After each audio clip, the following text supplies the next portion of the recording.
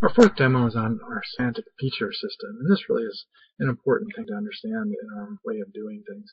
The previous demo you saw about the ontology or conceptual model of the world, and you saw all these bold English-looking words, and you saw that they really were links into our ontology. But it would be very difficult to describe all of knowledge using just concepts, and so on top of that we add this feature system. We have features associated with each of the different kinds of semantic constituents. Here's for verbs or events. You can see what the features are for nouns or objects. And even at the phrase levels and clause levels, there are features associated with them. And we could look at them like this using these mouse overs. But what I want to do is go down and click on this feature set button so that we can go through and look at them all. So as you can see in this, we have features associated with every type of semantic constituent. So let's start off with the clause level. You can see here these are all the different types of features. So let's start off with the type. This refers to whether this clause is being used as like a relative clause modifier or some sort of constituent of another verb, an event modifier or an agent of or patient of another one. You can look at the elocutionary force, which looks like what you would expect. You have speaker attitudes that are applying to the clause level, and various other things.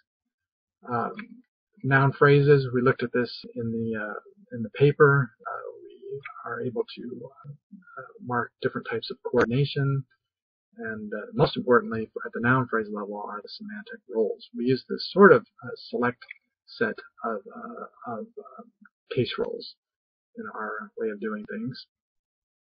We are able to mark implicit information at various levels that helps in our translations.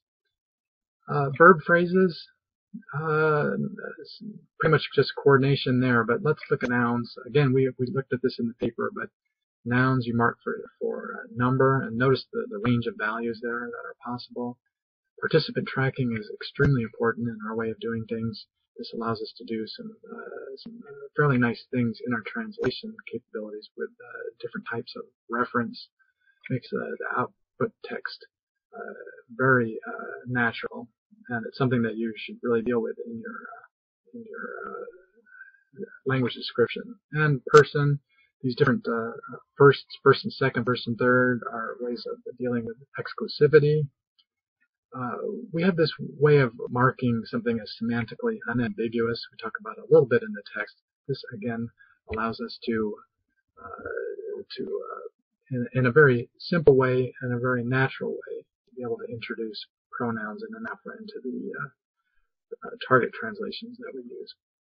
All right, I think the last one we're going to look at as verbs. We didn't get a chance to show any of these in the paper.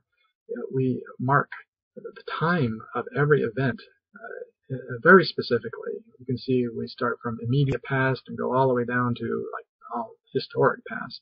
And similarly, well, we have the present tense, but then for the future we have a similar range. And the important thing to realize is that, well, first of all, in different languages, some of these different nuances of time will be realized differently. But if in your particular language, say all of the future tenses just depict future, we have a way to collapse all of these into one particular feature. You can call it whatever you want, just future. And then that's all you would see for the rest of the time in working in your language.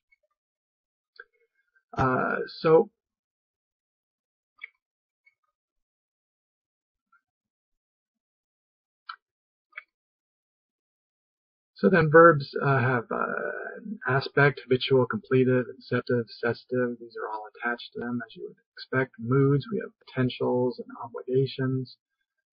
Reflexivity, so you can know if somebody's doing something to themselves or a group of people are doing something to each other. Polarity, we have the positive and negative with some emphatic values. We do a little bit of direction of motion.